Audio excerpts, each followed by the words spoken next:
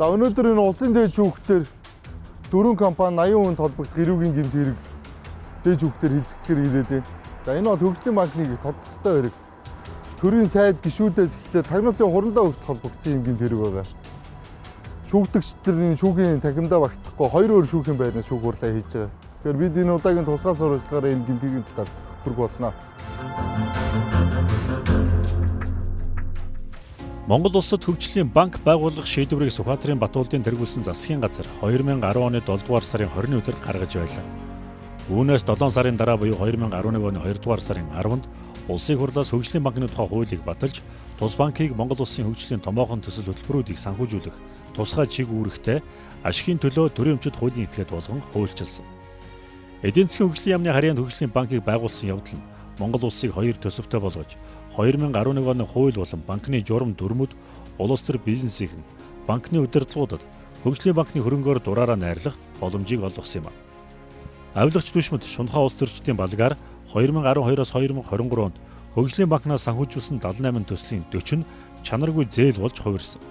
Чанаргүй 40 зээлийн 19 нь анхнаасаа хууль зөрчиж олгогдсон учраас зээлийг олгох санхүүжүүлэх шийдвэр гаргаж хүлээн авсан дарга захирал мэрэгжилтнүүд хамтдаа хөгжлийн банкны гэх хэргийн эзээр нэрлэгдэж эрүүгийн шүүхийн хаалга татцгаасан. Өнөөдөр төрийн ордон дотроос шүүгдэгч Алтан хуйг хэмээн дуудуулж буй улсын хурлын гишүүн Норвын Алтан хуйг нь хөгжлийн банкыг байгуулад удаагүй байсан 2012-аас 14 онд Монгол улсын ерөнхий сайд байлаа. 22 он, 23 он, 24 он дуусч байгаа шүү дээ. 3 жил би лав хөгжлийн банкныг эрг гэж яваад тэгээд цагаадсан чинь одоо дахиад буцаагаад нэг одоо тэр өмнөх хурдаараа явах юм бол дахиад 3 жил хөгжлийн банк явах юм шиг.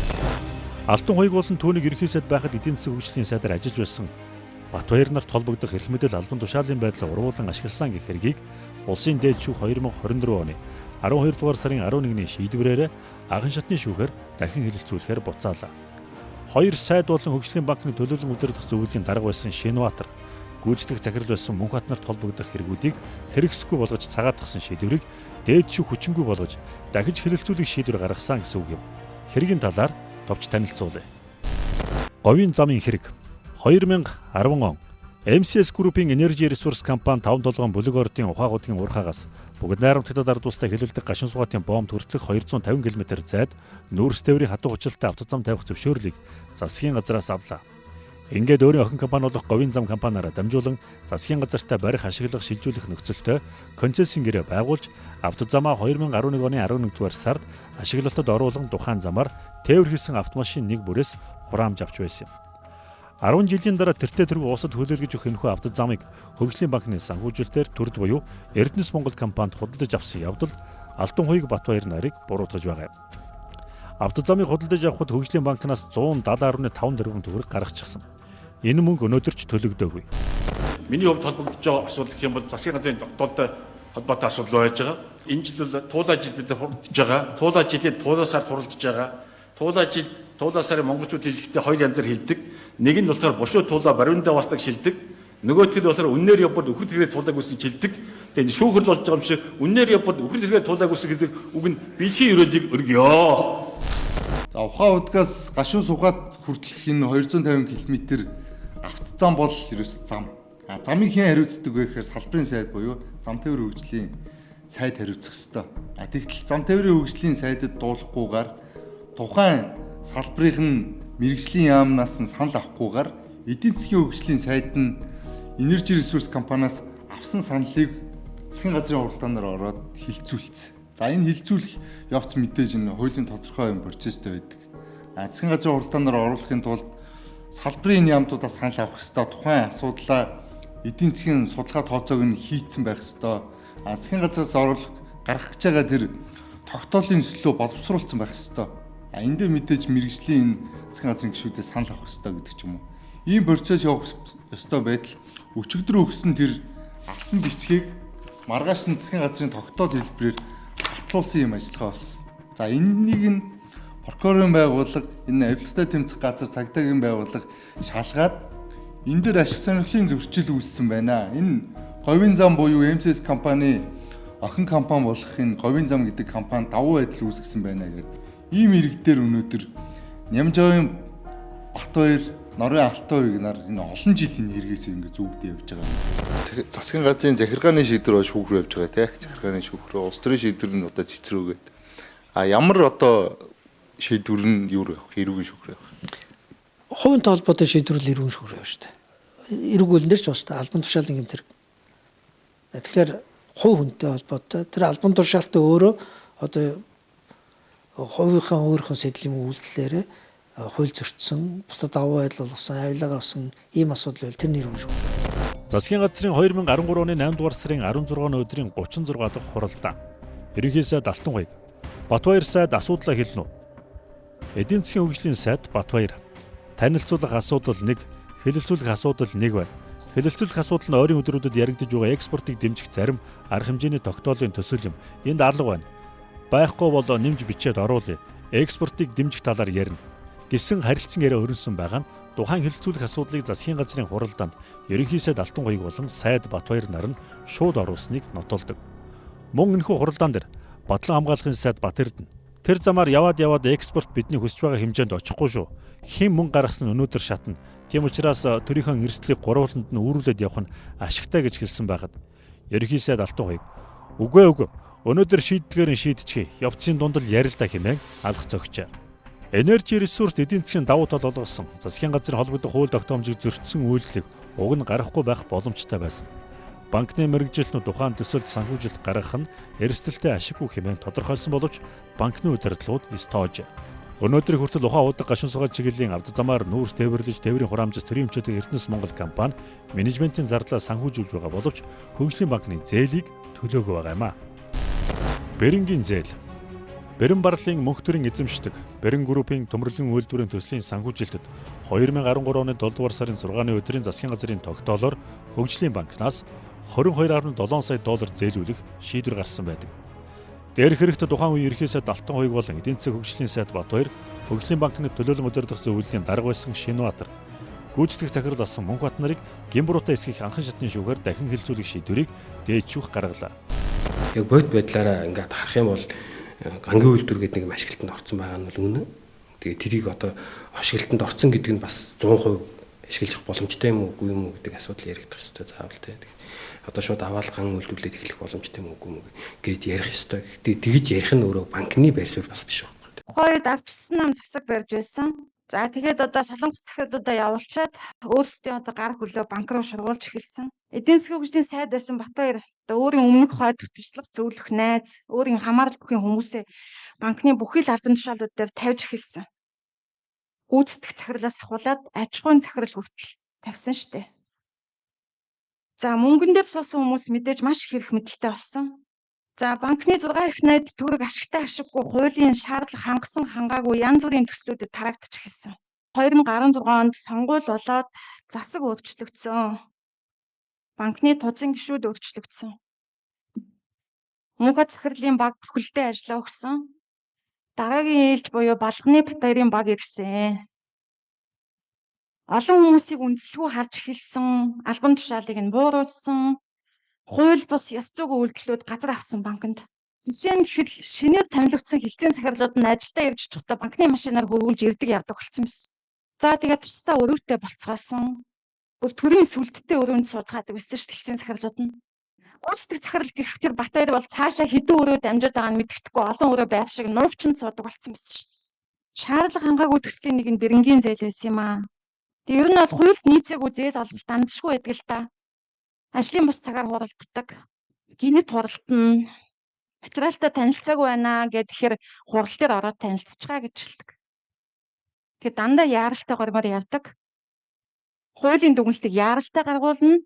Хангахгүй байна гэхээр хангаж байна гэж биччих гэж хэлнэ. Гаргалгаа ол гэж үүрэгддэг. Би энэ дэр ганцаараа биш. Зээлийн эдийн засгч нар ч хуульчид эрсдлийн дүгнэлт гаргадаг мэрэгчлэтнүүд бүгдд л одоо энэ их бага хэмжээний дарамт шагналт ирдэг байсан. Энэ хуралдааны явцад юуны хүмүүс хилээд л байгаа. Засгийн газрын хуралдаан дээр одоо Хөгжлийн банкны тузын дарга гэдэг ч юм уу те. Тэр зээлийн орооныхын дарга гэдэг ч юм уу. Одоо тийм хүмүүс нь очихоор засгийн газрын хуралдаан дээр загнаад байгаа байхгүй. Тухайн зээллийг дүүх ямар ч боломжгүй. Ягаад гэвэл мэрэгжлийн тэр нөгөө Хөгжлийн банкны ажилтнууд нь тэгээд дүгнэлт гаргацсан те. Шалгуур хангахгүй байна гэдэг. Тэгээ оронгууд засгийн газрын тогтоол гаргацсан ажин наатахаа Уг ягаад ингээд төрийн ажил гацаагаад ингээд загинж байгаа энэ үйлдэл өөрөө албаны одоо эрх мэдлийг хэтрүүлэх гэдэг ч юм уу альбан тушаалын байдлаа уруулах одоо тийм үйлдэлтэй мөн үү? Шууд мөнгө хэлж болохгүй шүү дээ. Засгийн газрын тогтоол гарцсан энийг хэрэгжүүлээ гэж тогтоолын хэрэгжлийг хангуулах шаардах бол засгийн газар өөрхөн үүрэг шүү дээ. За яг чи энийг ингэж хий гэж шаардж байгаа тий. Одоо деталаар нь одоо яг ингэж хий гэж шаардж байгаа тэрийг нотолж байгаа бол сая наадч бол гэмтэр болно. Ер нь яаж өгсөн? Хүчний банкнд одоо тухайн үеэр гарч юм уу те? Тухайн юм байдлаар татгалзах одоо боломж байсан. Тэр зээлүүдийг үнэхээр шаардлага гаргахгүй байна. Манай зорилт ингээс санхүүжүүлэх ёстой төсөл биш байна гэдэг ч юм уу. Тийм шүү дээ. Шүүх бол татгалзах ёстой байсан гэж үзэж байна гэсэн. Хамбал дэж шүүх гэж үзлээ гэсэн. Татгалзах ёстой байжээ. Тэр засаг нь шийдсэн байна уу, юу шийдсэн байна хамаагүй. Шаардлагын заавал хангуулж өгөх ёстой байжээ гэж шийдэж байна гэж би бол гэж ойлгож байна. Энэ бол ажил мэргэжилтэд эзэн бодоод гэсэн үг үстэй тийм. Тийм шүү дээ. Хүн гаргаж байгаа шийдвэртээ эзэмдэл болох хэрэгтэй байхгүй юу? Олго гингүүд нэг хүн ирээл над чинь noloх ёстой. За би шийдчихээн. Чамаас том хүмүүс ирээ шийдчихсэн маа гэдэг асуудал ярьлаа гэхэд үнэхээр болохгүй байна гэдгийг хэлэх хэрэгтэй байхгүй юу? Тэгээ болохгүй байна гэдэг тийм байдалтай ерөөсөө явах хэрэгтэй. Гэтэ яг би одоо ингээд өнөөгийн нөхцлөөс энийг ярихад айгүй амархан байхгүй юу? Тэ тэн дотор нь би байгаагүй хүн шүү дээ. Өнөөгийн нөхцлөөс тэр ажиллаж байгаа хүмүүсийн өнцгөөс биш яг өөрийнхөө өнцгөөс ингээд харахлаа. Өгөхгүй байхгүй ч яасан ингээд хэлэхэд айгүй амархан байхгүй. Гэтэ тэр чинь ганцхан нэг л юмнаас болоод ийм асуудал үүсээд байгаа гэж юусаа харж болохгүй байхгүй. Эрх мэдлийн хуваарлалт гэдэг юм чи өөрөө хаана байгаа нь тодорхойгүй. Хин шийдвэр гаргаад байгаа нь тодорхойгүй. Тэ хин нь ер нь яг зээл болох шийдвэр эцсийн шийдвэрийг гаргаад байгаа юм.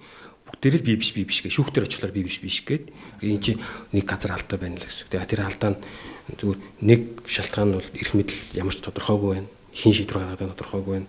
Процесс нь өөрөө бас алдаагаа нөхөх боломжийг ерөөсөө ингэ олохгүй байна те. Олохгүй байна. Хугацаагаар ингэ шахаа тавьцсан хэрнээ. Тэр дунд нь ингэ буцах процессыг ингэ зовгон заасан байх хэрэгтэй байхгүй наацхан. Ийм алдаа гарах юм бол буцаараа гэд те. Тэгээ процесс нь байхгүйсэн бол тийм юм цаашаа үргэлжлэн явчих жоох. Яа дутуу заасан байсан тохиолдлууд байна. Эрүүгийн хэргийн анхан шатны шүүхээс Бэрэн группийн мөнхтөрт нийтийн албанд ажиллах эрхийг 3 жилээр хасах 37 сая төгрөгөөр торгох ял шийдэгсэн. Дээрх ял түүний улсад учруулсан хохирол гэмбуруу тохироогүй хэмээн прокурорууд эсэргүүцэл бичсэнийг дээд шүүх хүлээн авч ялын төрөл хэмжээг анхан шатны шүүхээр дахин хэлэлцүүлэхээр шийдвэрлэлээ. Мөнхтөрийн тухайд авсан зээлийг зориулалтын бусаар зарцуулсан, зээлийн хөрөнгөөр казино тоглосон зэрэг үйлдэл яригддаг. Улсын дээд шүүхийн иргэний хэргийн танхим өнгөрсөн онд Бэрэн компани, Бэрэн майнинг, Бэрэн металл компаниудаас 146,147 тэрбум төгрөг гаргуулж хөгжлийн банкнд эргүүлэн олгох шийдвэрийг гаргасан. Засаг дамнан хөгжлийн банкнаас Бэрэнгийн төслүүдэд олгогдсон зээлийн хэрэгт хөгжлийн банкны үеийн төлөөлөн удирдах зөвлөлийн гишүүн захирал мэрэгжилтнүүд татагдсан байгаа юм. Тэдний нэг нь одоогийн улсын хурлын гишүүн Найдлаа юм а. Тузын гишүүд ийм л юм харж байгаа. Хамгийн түрүүнд Бэрэнгийн төсөл ороод ирлээ. За энэ яг бодлогын дагуу байна уугүй юу гэж. За үзсэн. Бэрэнгийн төсөл бол засгийн газрын тогтоолтой. Их хурлын тогтоолтой. Монгол улс төрийн хэрэгтэй гэж засгийн газар шийдсэн. Тэгэхээр бодлогын хувьд яхахгүй байгаад. Хөгжлийн банкны батлсан зээлийн бодлогот нь яг байгаа. Тэгэхээр тэрэндээ татгалзах хүн сөрдөөсөө баг. За болж байна.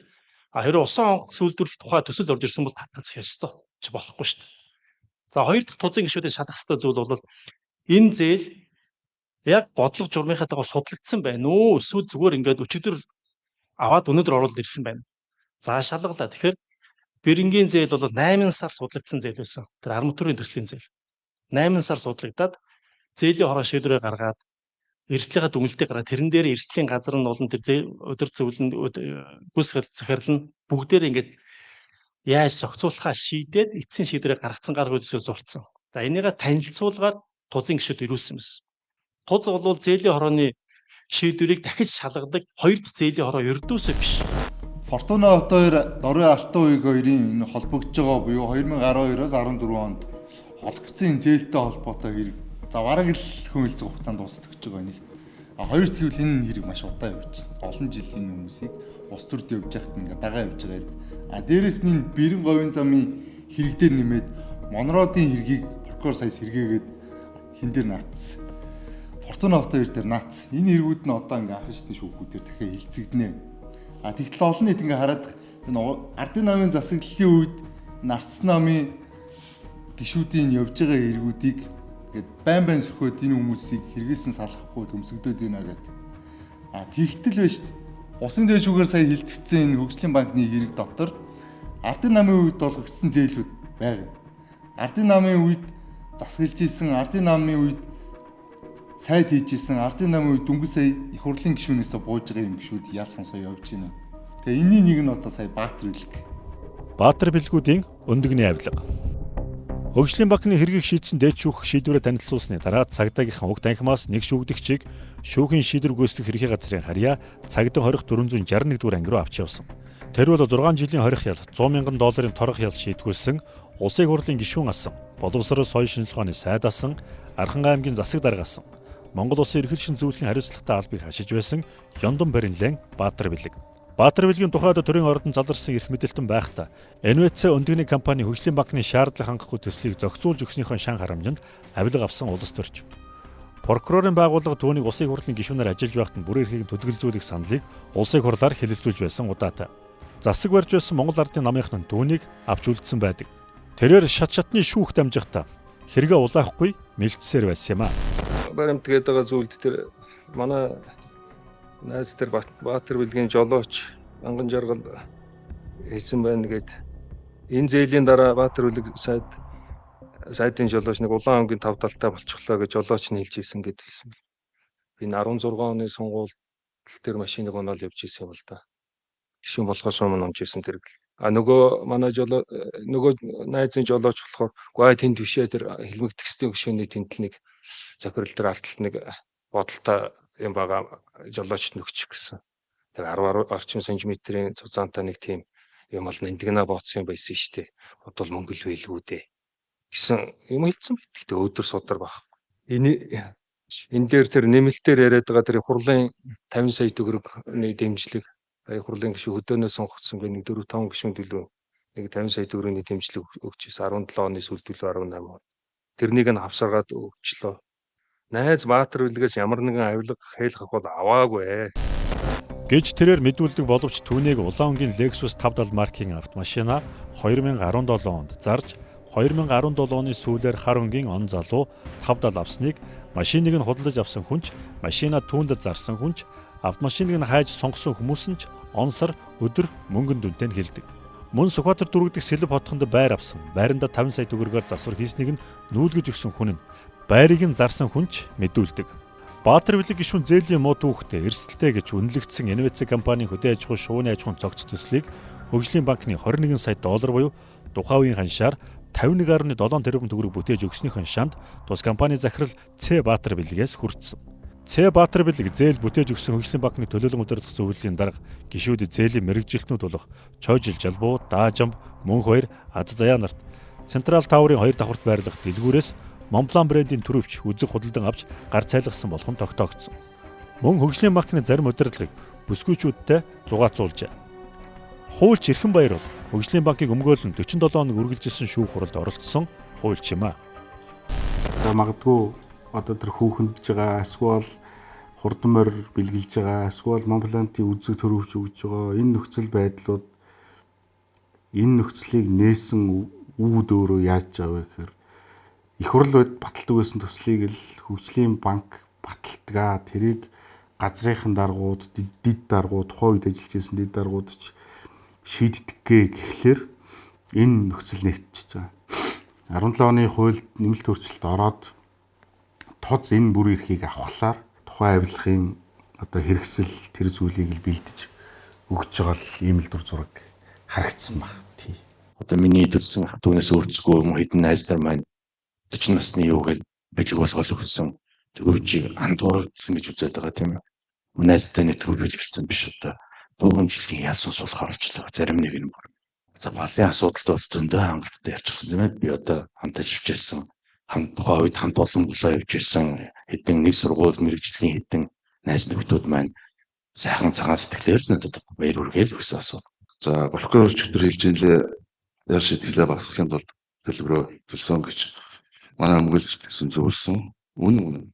Би бол тэр прокурор хэлсэнтэй санал нэг байгаа. Тагнуулын хурандагийн авилга. Нийслэлийн Улаанбаатар чуулгын байранд шүүх хурал 40 гаруй хоног үргэлжлэхэд нэг л хүн хөгжлийн банкны хэргийн талаараа яриаггүй. Энэ хүн Монголын тагнуулын дарга байсан Хурандаа инх насангийн хүү Хурандаа Эрдэнэ.